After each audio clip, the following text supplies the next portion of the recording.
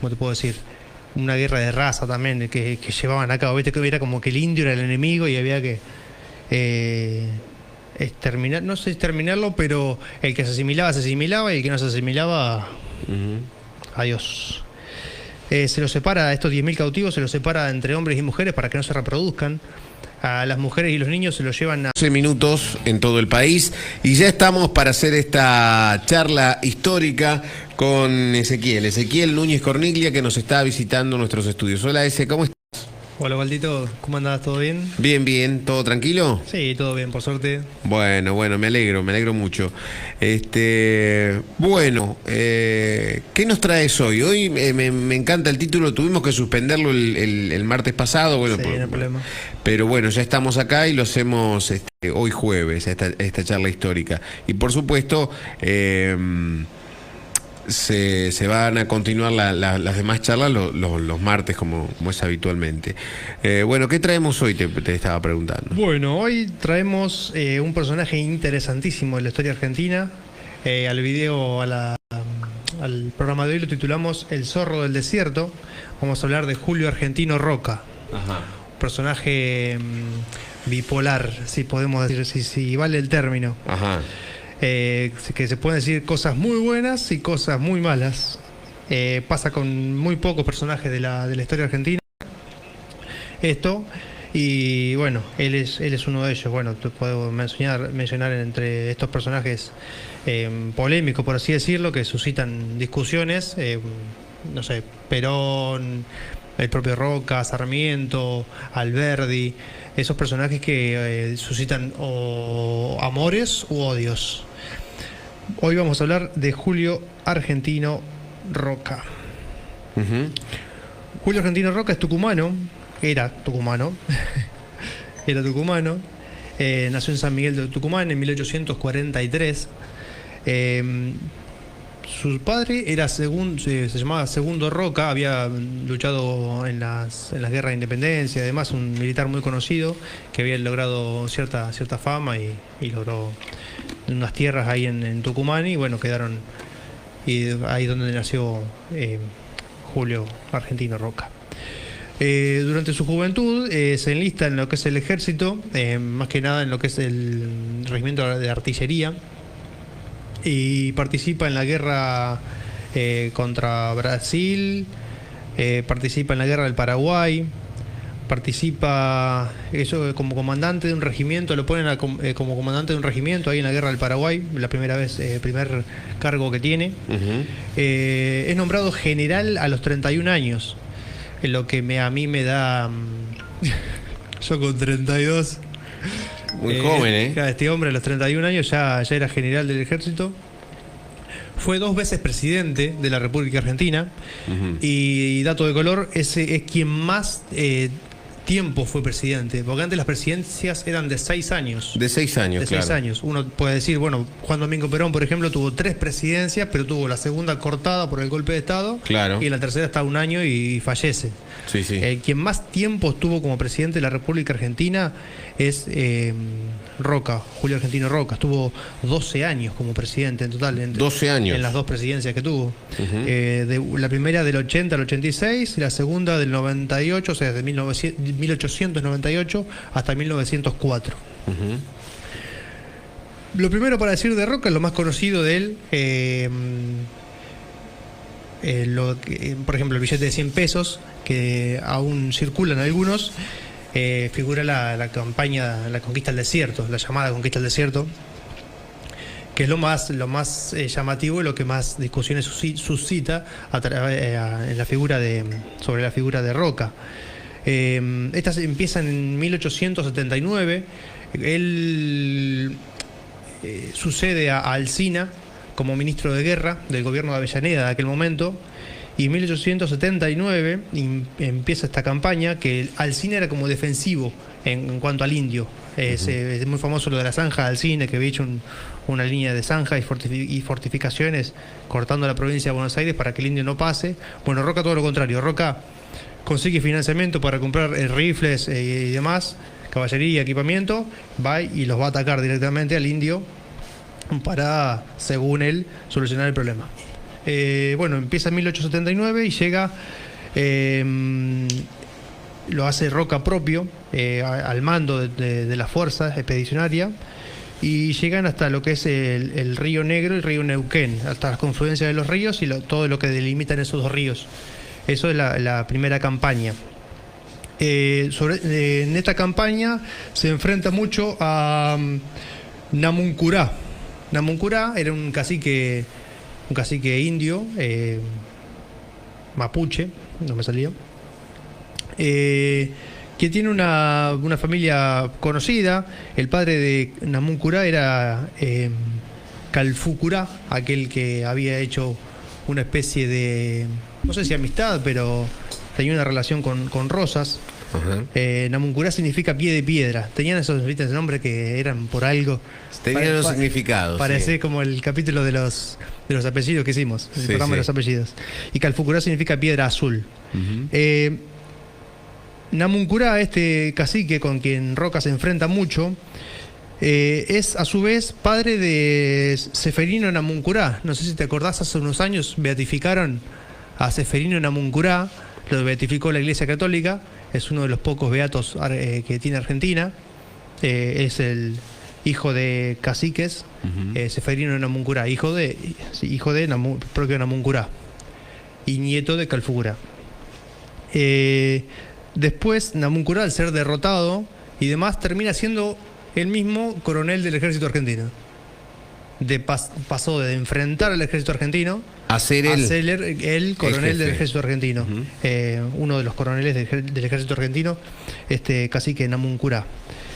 Bueno, se enfrentó a otros caciques conocidos como Pincén, Catriel. Vamos a hacer un programa del tema de los pueblos originarios aquí en Argentina, que es muy interesante. Hay personajes hermosos, la verdad.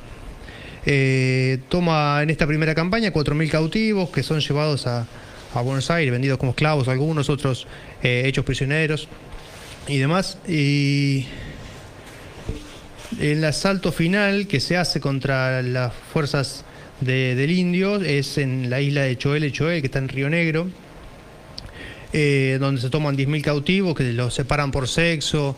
O sea, era también una guerra ¿cómo te puedo decir? Una guerra de raza también que llevaban a cabo. Viste que era como que el indio era el enemigo y había que exterminar, no sé exterminarlo, pero el que se asimilaba y el que no se asimilaba, adiós. Se los separa, estos 10.000 cautivos se los separa entre hombres y mujeres para que no se reproduzcan. A las mujeres y los niños se los llevan a diferentes ciudades de Buenos Aires como servidumbre, y a los hombres, la mayoría de los hombres, los llevan a trabajos forzados o a la isla Martín García. Esclavos.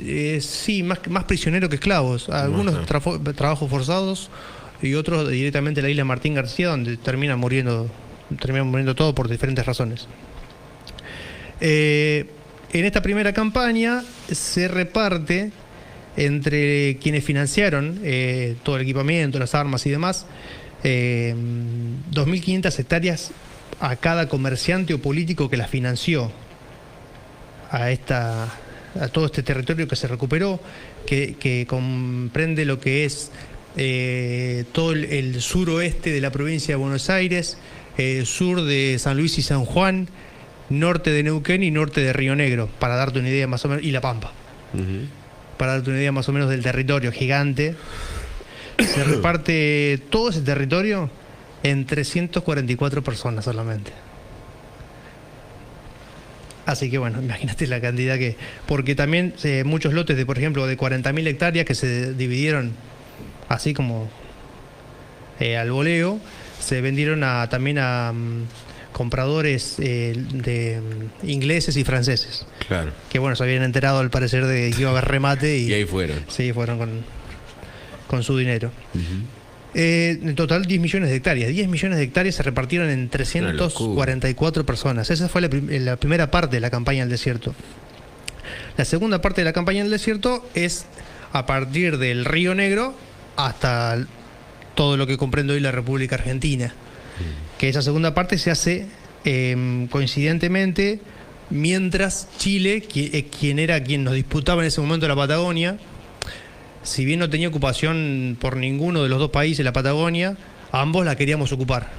Y Chile en un momento, en esos años, entra en guerra con Bolivia y con Perú, la famosa guerra del Pacífico, que termina ganando Chile, pero en el medio de la guerra, Argentina medio que con Roca ahí presente, hace como una estrategia política muy audaz en la que amenaza con meterse a la guerra a favor de Bolivia y Perú. Entonces Chile no le quedó otra que negociar y entregarnos reconocernos toda la Patagonia, o sea, al este de los Andes, o sea, toda la parte que tenemos hoy nosotros, como Argentina. Claro. Tiene esa astucia, por eso lo llaman el zorro. Claro. Sería una especie de bota hoy Chile, ¿no? Más o menos. Una especie de más abierto hacia el sur.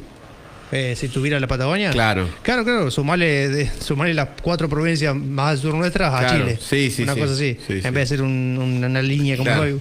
Bueno, una línea, si me escucha un chileno me mata. Sí. Bueno. A simple vista, qué sé yo. Sí. Y ahí se conquista la segunda, todo el resto de la Patagonia que tenemos hoy.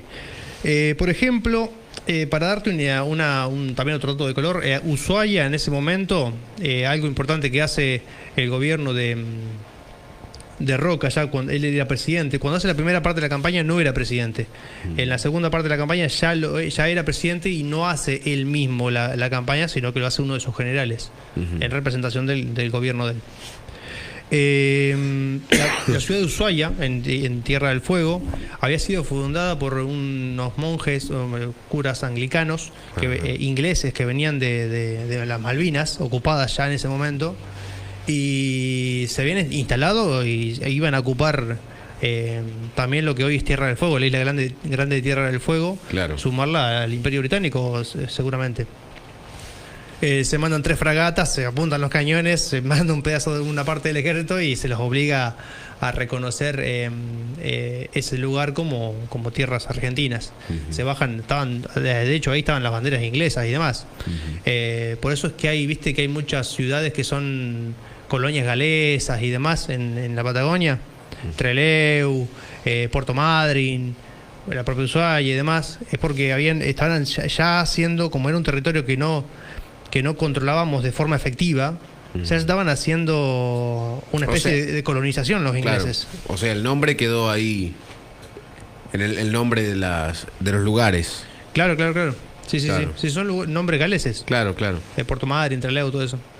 De hecho, en Ushuaia estaban los aborígenes, los Onas, llamados Onas, que los exterminan los ingleses, a los aborígenes de Tierra del Fuego.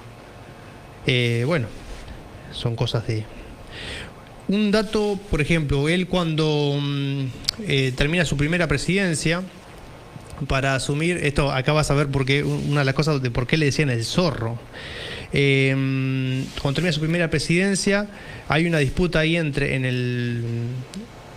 ¿cómo te puedo decir? Para la presidencia del partido de él, contra Roque Sáenz Peña, que también aspiraba a ser presidente del país, y tenían muchos problemas con Mitre y con Alem, que eran parte de otro armado político. ¿Qué hace Roca para acaparar todo el poder político de ese momento? Negocia con Mitre para apartar a Alem, que en ese momento estaba aliado con Mitre. Alem, ahora vamos a ver, es quien funda la UCR. Al ver que Mitre negocia con Roca, ahí es cuando Alem rompe con Mitre y funda la UCR. La UCR la creación de la UCR se da por eso. La hace Alem ahí, a partir de esa alianza entre Roca y Mitre. Así que bueno, indirectamente Roca es uno de los artífices de la UCR. Y para sacarlo a Roque Sáenz Peña de la lucha política, ¿qué hace? Va y habla con el padre de Roque Sáenz Peña, con Luis Sáenz Peña, y lo invita a ser candidato de su partido. Al ver esto, Roque Sáenz Peña, que estaba en otro partido, dice que no puede competir contra su padre y se baja de la legislatura, de la lucha del poder, por eso mismo. Y a Alem directamente lo mete preso. No, ahí se... No lo dejaron caminar. Claro, no fue mucha astucia, pero bueno, agarró, lo metió preso directamente. Claro. Lo que pasa es que lo mete preso porque Alem había organizado la rebelión, la revolución del parque, que se había armado poquito tiempo antes. Entonces, bueno, o sea, una rebelión armada que intentó hacer Alem. Ajá. Entonces usó eso, lo metió preso. Entonces los tres que podían llegarle a disputar el poder, los corrió con jugadas políticas muy buenas. Claro. Claro. Tenía un argumento también, no lo metió preso así. Claro, tenía un argumento. La segunda presidencia de Roca es muy interesante, aumenta Roca es quien da forma al Estado argentino en sí, institucionalmente. En la segunda presidencia aumenta el control estatal de los ferrocarriles y el control sobre las empresas británicas que pudieran competir con las locales. O sea, toda empresa británica que pudiera competir con empresas, incipientes empresas argentinas que podían tener proyección, el Estado pasaba a controlarlas o a delimitarles rango de acción. Por ejemplo, también la doctrina Drago se produce durante la segunda presidencia de Roca, que esto es muy importante a nivel continental directamente y te diría que mundial. En ese momento se había dado un caso que era que el Reino Unido y Alemania, a causa de una deuda que tenía Venezuela con ellos, van y le intervienen militarmente Venezuela para que le paguen la deuda. A todo esto el ministro de Exteriores Luis María Drago, canciller, ministro de Exterior, sí. Va a lo que a las Naciones, lo que ahora se llama las Naciones Unidas, y presenta un plan de que porque un país no puede ser intervenido simplemente porque debe plata. Eso se aprueba. Incluso se aprueba en contra de los deseos de Estados Unidos. Imagínate el poder que teníamos en ese momento, institucionalmente, internacionalmente, como... La mirada que tenían nuestra, claro, ¿no? Claro. Y eso se debía principalmente porque teníamos buena relación con la potencia hegemónica de ese momento, que era Inglaterra. Claro. Una relación, sí, buena, pero era medio como una... Era de amor y odio, ¿no? No, pero aparte sí, como un vasallaje en ese momento, era como que éramos... empleado de ellos, por decir una cosa así. Claro. Entonces era como que teníamos... Por eso internamente se sabía que invadían nuestro territorio, pero también claro, sí, era una necesidad también. Se terminó haciendo esto de la doctrina Drago, es a nivel mundial, o sea, a partir de ahí se decretó que ningún país puede invadir a otro porque le deba dinero. Claro. Que era el hecho que se había producido. Otra cosa y acá puedo ser un poquito polémico, pero indirectamente el justicialismo, o sea, el peronismo, se creó gracias a Roca. También. Sí, pero ahora voy a pasar a explicar por qué. Cómo es la cosa, y por qué digo indirectamente, obviamente. Fue algo mucho después y que con matices muy distintos. Pero cuando se empieza a formar el ejército argentino, propiamente a sus instituciones y demás, los ministros de Roca, entre ellos Riccieri, que es el programa anterior hablamos, que es uno de los que se roba los dientes de Belgrano, trae para que formen el ejército, no trae militares ni ingleses, ni franceses, ni norteamericanos, sino que trae militares prusianos.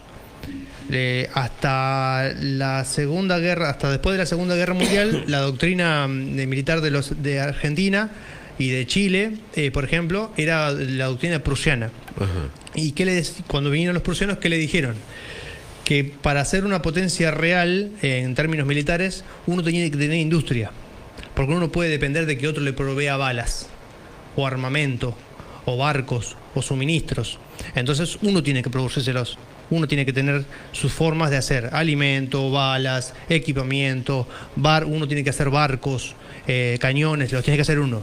Entonces, ¿qué necesitas para eso? Industria. Eso es lo que le explicaron los prusianos. Ahí se empezó a enseñar a los militares argentinos cómo era el tema para tener soberanía militar y a partir de eso soberanía nacional. Teníamos que tener industria. A partir de eso, con el correr del tiempo, quienes fueron graduando ahí fueron el coronel Sabio, que fue quien diseñó toda la matriz de siderurgias que tenemos acá en Argentina, Alberte, Mosconi que fue quien creó YPF, que aparte le exportó la idea a muchos países del mundo. No había petroleras estatales. YPF es la primera petrolera estatal del planeta y exporta la idea a muchos países. Bueno, indirectamente todas esas ideas terminan surgiendo en el justicialismo con militares nacionalistas e industrialistas que forman la doctrina justicialista luego, entre ellos Juan Domingo Perón. ¿Qué más para decir de Roca? ¿Alguna pregunta? No. Bueno, se da un incipiente y muy flojito inicio de los derechos laborales en Argentina, con la caja de jubilaciones. Era para ciertos sectores, algo muy acotado, pero bueno, es una primera acercamiento a temas de derechos laborales en sí, que calcula que en el momento no eran absolutamente inexistentes. También se dan, por esto digo lo de la bipolaridad de Roca. Era como que en un momento te hacía algo muy bueno y al siguiente momento te hacía una salvajada. El inicio de los asesinatos en huelgas por parte de la policía se da por órdenes de Roca, para reprimir violentamente y fuertemente huelgas porque gente tenía hambre, no había trabajo. Los mandaba a reprimir fuertemente. El primero fue Roca. También los granaderos, se refundan los granaderos a caballo durante la segunda presidencia de Roca y se ponen como escolta del presidente. Se crea la Escuela Superior de Guerra, el servicio militar obligatorio impulsado por Richeri, quien habíamos hablado, quien se roba los dientes de Belgrano. Otra cosa que surgió indirectamente gracias a Roca, no gracias a Roca, pero a pesar de Roca, el voto secreto, la ley Sáenz Peña, la impulsa Sáenz Peña, Carlos Pellegrini y demás, la gente que estaba con Carlos Tejedor y no sé qué más, la impulsan en sí porque no podían ganarle a Roca.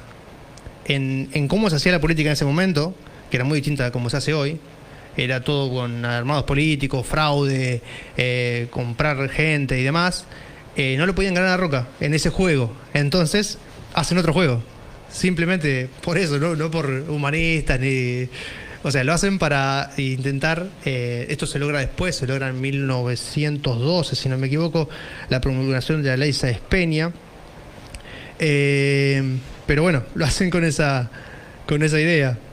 En 1912 se pronuncia la ley Sáenz Peña. Lo hacen para poder ganarle a Roca y a los del partido de Roca en un juego en que ya habían dominado absolutamente la política argentina.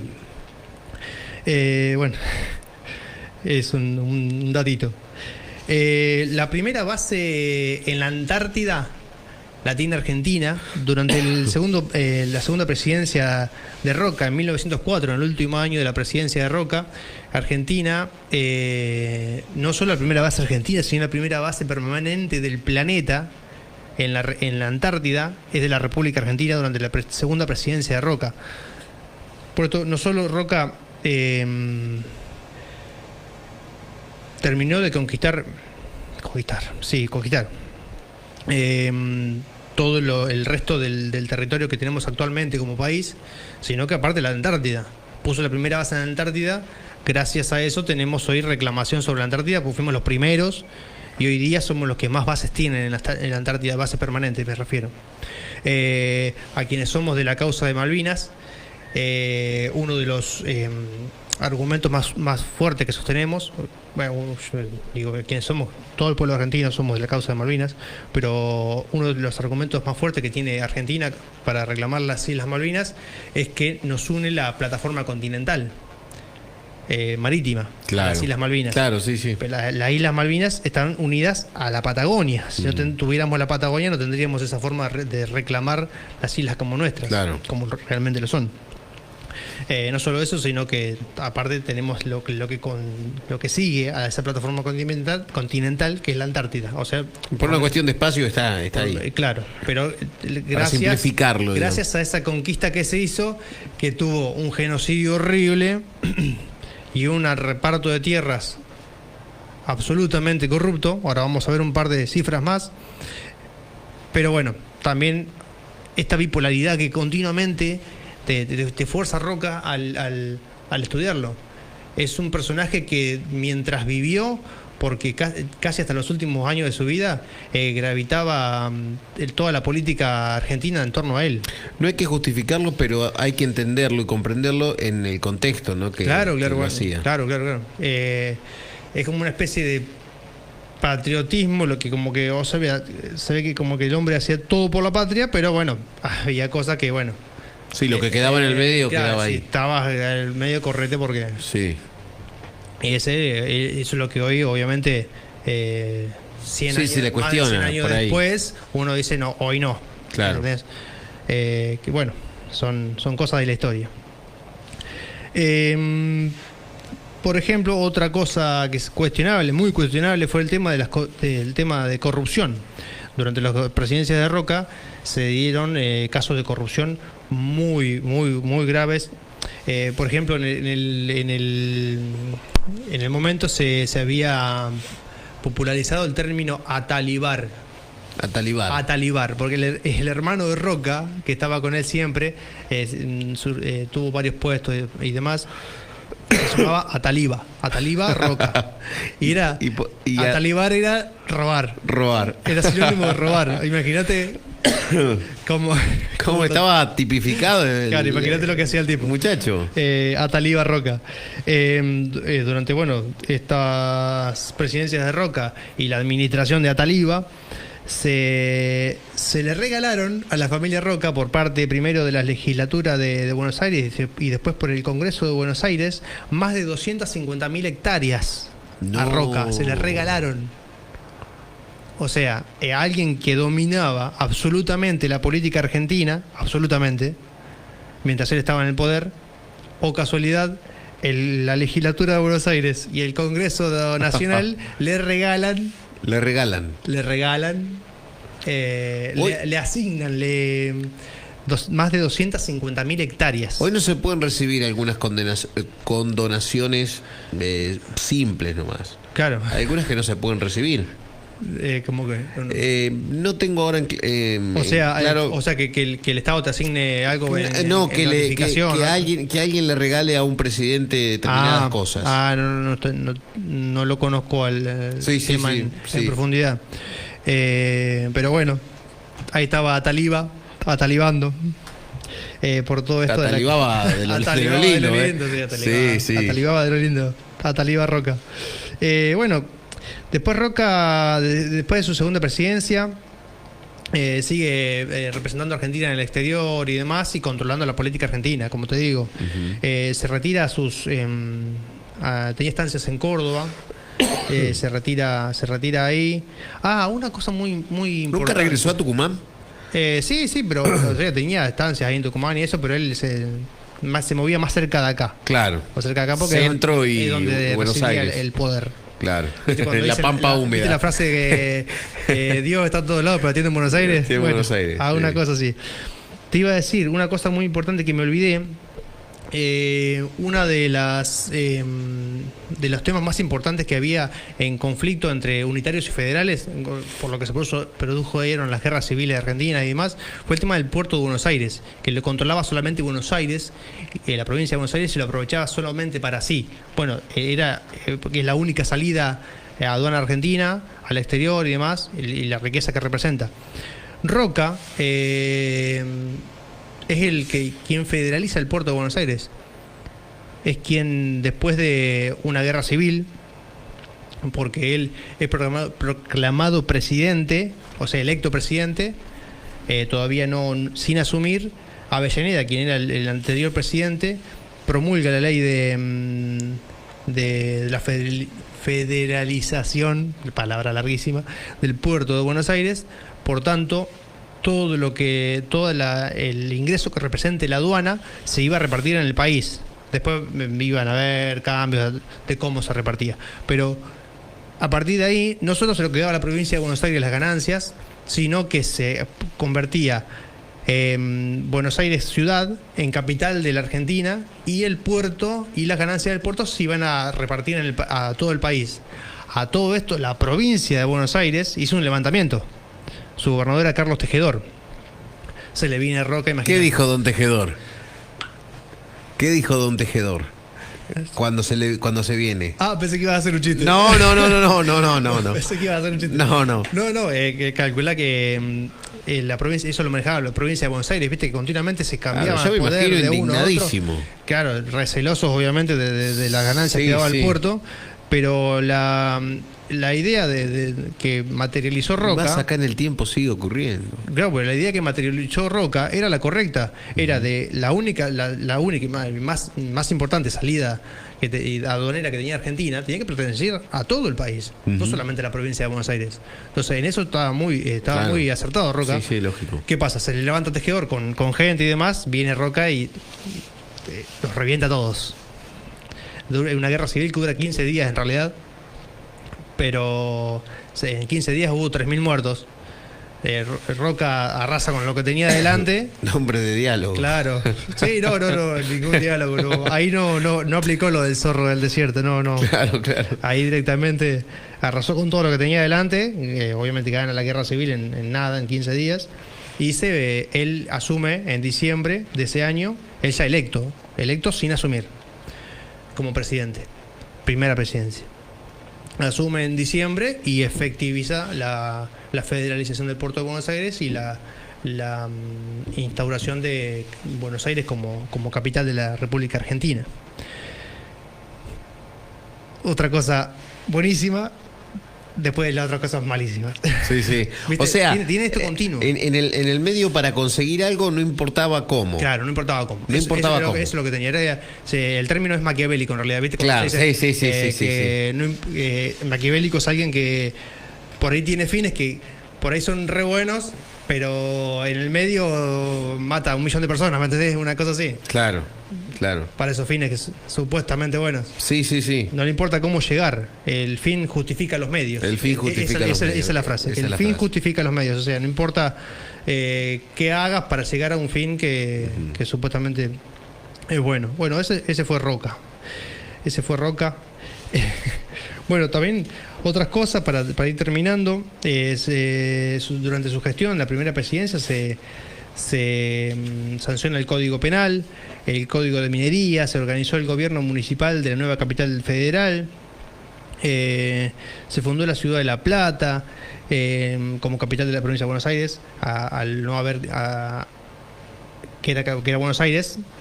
Al Buenos Aires convertirse en la capital nacional, se funda la capital de la provincia. Ciudad de La Plata, que tiene un diagramado, está perfectamente planeada la ciudad de La Plata. Como no había nada en ese terreno, se hizo como para ser capital. ¿Viste el tema de las diagonales y demás? Se promulga la educación laica en Argentina. Hasta ese momento la educación la daba la Iglesia Católica. Él tiene un altercado con la Iglesia Católica y incluso llega a cortar relaciones con el Vaticano. Roca después se arrepiente, se arreglan con el Vaticano. Crea la primera moneda unificada de la Argentina. Hasta ese momento era como el 2001, ¿viste? Cuando estaban las pseudo monedas. Había muchas monedas. Había de todo, varias monedas, varias provincias o grupos de provincias tenían su moneda. Y delimita la frontera con Chile, que es una de las cosas más importantes que se da también para tener hoy nuestro territorio delimitado. Claro. Hasta ese momento era todo como una nebulosa del Río Negro para abajo. Claro. Le quedó servido, me quedé pensando en un hombre que se llevaba por delante todo, me quedé pensando en esa estrategia tan simple y tan fantástica a la vez, la de la campaña, la que tenía contrincantes que Sí. podían llegar a ganar a él, y el tipo hace una jugada muy simple. Jugada siempre, sí. Jugada muy simple. pero a su vez la pensó y no hizo ninguna macana en Claro, el medio. claro. Ahí la pasó No bárbaro. matar a nadie bueno, a Alén lo mete preso, pero porque había salido con armas. Claro, bueno, Gente- le consiguió, o sea, le consiguió, viste, todos Claro. tenemos algo. Y a él le consiguió, o sea, le consiguió un argumento para meterlo preso. el más sorprendente es lo de Sáenz Peña. Claro. Que va ahí y recluta al padre. Claro. O sea, es como que vos te No, presentás y yo voy con tu viejo y le digo, venite conmigo, no vayas con Osvaldo, venite conmigo, sé candidato amigo. Claro, no, Una no. cosa así. No, eso es. Lo que lo deprimió a Sáenz Peña y dijo, no puedo competir contra mi padre y se corrió. No, eso es increíble, es increíble. Porque además, muchas de estas cuestiones, algunas no las voy a mencionar, pero algunas pasan en la actualidad. Sí, eso es lo que se le llama rosca política hoy día. Algunas cuestiones Pero siguen pasando en la actualidad. es la rosca. A ver, ¿qué término usar? Es la rosca. En esos términos, salvo lo de Alem, lo otro es la rosca buena, por sí Claro, decirlo, claro, sin claro. ninguna maldad, no es que Sí, unos extremos de claro, no es ir a violencia. apretar a alguien. Claro. Es una jugada política, Claro, es una de estrategia política. Estrategia política simplemente, no es ir a Claro. apretar a alguien, ir a matar a alguien. Exactamente, o nada. exactamente. Exactamente. Por eso decían el zorro. Sorprendente lo del zorro, ¿eh? El zorro. Sorprendente El lo del zorro zorro. Roca. Yo lo tenía como muy contradictorio, no lo tenía demasiado, no tenía estudiado. Pero me dejó pensando. Sí, me dan ganas de leer más de Roca. Fue una especie de unificador. Por eso es difícil centrarlo en una idea, ¿me entendés? Si te lo pones a estudiar bien, es difícil decir Roca qué era. Era liberal, Pero era unitario, era federal, ahora ¿qué era? hay varios personajes así, ¿no? Varios personajes. Por ejemplo, yo te digo, Juan Manuel de Rosas. Un día me gustaría Juan Manuel de Rosas. hablemos de Juan Manuel de Rosas. Bueno, Juan Manuel de Rosas, hay que hacer un libro. Pero Juan Manuel de Rosas es un personaje, por lo que he leído, un personaje muy interesante Muy también. interesante y- con algunas cuestiones también que no podés encasillar Claro. en determinada idea, por Claro, así claro. decirlo. Sí. De Rosas, también de estos personajes que hay gente que lo odia, hay gente que lo ama, Claro. o sea, como que no hay un término medio. Claro. Pero por esto mismo, generalmente estos personajes son personajes que unificaron Ujú. ciertas cuestiones que había que unificar en Argentina. Claro. Como decíamos hoy, Rosas, Roca, Perón, viste que o despiertan odios o despiertan amores. Más que nada yo pienso, esto es opinión personal Sí. mía, es porque por ahí pensaban más en la patria que en cuestiones ideológicas. Ujú. Después, bueno, hubo métodos cuestionables y demás. Sí, por eso te digo, pensándolo en la época, situándolo en el momento, también hay que entender Sí. Bueno, los contextos y las acciones que se es tomaban. como Rosas, que también lo podemos ver en su momento. Rosas en su momento mandó a matar gente.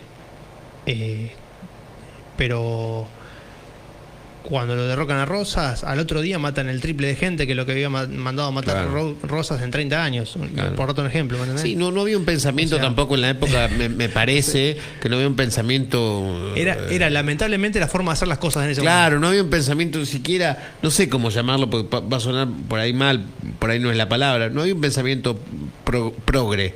Claro, sí, por así o, decirlo. o una moralidad. Una moralidad, claro. En la acción. Claro, ni siquiera progre, Claro, una moralidad que... Una moralidad en la acción, o sea, era hacer esto tratando de conservar no, hay que hacer esto, lo hago y no me importa cómo. Claro. Era el pensamiento de la época. Claro, después, bueno, el primero, por eso fue revolucionario en el paso del tiempo y en la historia, lo que hace Perón de establecer, estudiando no solamente la historia argentina, sino también estudiando otros países y lo que había pasado en Europa, por ejemplo, y hacer una doctrina y en base a eso... Sí. A ver, la doctrina se va actualizando y todo lo demás, pero moverse dentro de determinado marco, de determinadas sí, reglas. Si bien la época era otra y demás, Claro. no tanto porque también porque hubo el bombardeo de Plaza de violencia, Mayo, claro, 300 claro. personas muertas a bombazos. Bueno, pero él lo entendía de otra manera, claro. porque él también era el jefe del ejército, obviamente, y podría haber combatido en No, ese sí, momento, sí, claro. tenía los conocimientos, tenía todo. Pudo haber hecho la Gran Roca. Claro, y sin embargo no lo hizo, o sea, cómo la historia te va llevando a otros contextos también, ¿no? Bueno. Después, Roca muere un poquito tiempo después de su segunda presidencia. Su segunda presidencia es hasta 1904, él muere en 1908. Esos 4 años que le quedan, él se dedica a seguir manejando la política argentina. Ya en los últimos años lo corrieron. En términos que él estaba viejo, se había retirado a su estancia, y medio solo se corrió. Era grande, ya me habías dicho. Y él nace en el 43 y se muere en 1914, perdón, se muere en 1914, no 8. Si mal no me fallan los cálculos, serían... ¿Cuántos años? Soy malo en matemáticas.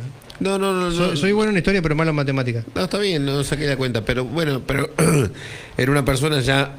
71 años. 71 años. 71 años. Sí, bueno, para la época era grande. Era Sí, grande. para la época, sí, era sí, grande. sí, Hoy tiene una... la gente se muere más grande, mucho más grande. Bueno, pero vos fíjate las fotos de Roca, las primeras fotos de Roca que tenía la edad mía, sí,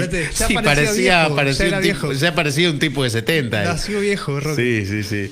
Así que bueno. Entonces, bueno. Muy interesante. Está enterrado en el cementerio de la Recoleta. Te iba a preguntar eso, viste que yo me gusta preguntar dónde están enterrados. Está enterrado en el cementerio de la Recoleta, tiene como todos los próceres argentinos o personajes importantes de Argentina. Tiene un bellísimo mausoleo, sí, a mí tampoco. Y los restos de Rivadavia están en Plaza 11, ¿no? Sí. Me acordaba eso. Bueno, Ezequiel, para el próximo martes, esperemos que no nos suceda nada imprevisto. Bien. Para el próximo martes te voy a elegir. Te voy a elegir. ¿Me das a elegir? Sí. Me das a elegir. Tengo 2 cosas preparadas. A ver qué me propones. Bandoleros argentinos. Ajá. Bandoleros, rateros, pero todos o varios tienen una especie de Robin Hood. ¿Viste? Que roban por cuestiones buenas, algunos no. Claro. Pero bueno, pues, cuestiones interesantes de bandoleros. Como Roca que hacía cosas por la patria. Bueno, ellos hacían cosas por gente o por sí mismos. Está bien, está muy bien. Eso o de los pueblos originarios y personajes destacados de los pueblos originarios. ¿Cuál te gustaría más? Y a mí me gustaría seguir con los bandoleros, pues venimos de guerra, de tiros, de cosas. Vamos a seguir con los bandoleros y próximamente vamos con los pueblos originarios. Hay tanto para hablar de la historia que a mí me encanta. Muchísimo. Me fascina. Vos a veces me preguntás, me decís, ¿tenés alguna pregunta? Y no, a mí me gusta escucharte, a mí me gusta saber esto, porque por ahí, y me gusta cómo la contás también y los detalles que aportás. Porque yo te voy escuchando y me voy imaginando, lo voy viendo a Roca, lo voy viendo, me lo imagino a Saiz Peña, me imagino el momento, me lo imagino a Tejedor, por eso te dije en su momento, me lo imagino a Don Tejedor enojadísimo. Que le sacaron el puerto. Claro, bueno. Y después lo reventaron. Bueno, el puerto que no era el puerto que conocemos hoy. Claro, sí, pero bueno, sigue siendo como hoy. En lo comercial, claro, sí. Claro. Sí. Bueno, próximo martes. Próximo martes, Bandoleros Argentinos. Ahí estamos entonces, bueno, muchísimas gracias. Gracias a vos, Osvaldo, como siempre, por el espacio. Ahí está. Ezequiel Núñez Corniglia, y hablábamos un rato de historia. Nosotros nos vamos, nos despedimos y será entonces hasta la próxima que nos volvamos a encontrar. Mañana Diego Mose, Malas Compañías, de 18 a 21 horas acá en la radio. Gracias a todos. Chau. Cada vez que toco un poco